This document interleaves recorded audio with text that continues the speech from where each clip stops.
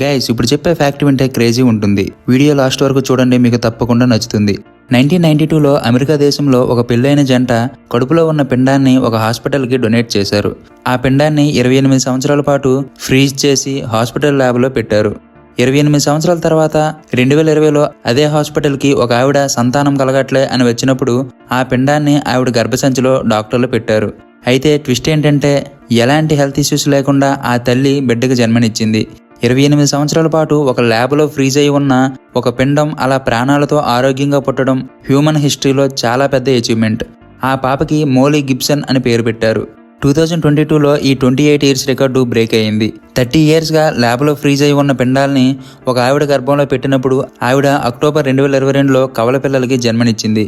So ఇప్పుడు అలా పుట్టిన పిల్లల బర్త్ ఇయర్ అడిగితే 1992 అని చెప్పాలా లేక 2022 అని చెప్పాలా కామెంట్ చేయండి. ఈ ఫ్యాక్ట్ నచ్చితే వీడియోకి లైక్ చేయండి. Thank you for watching.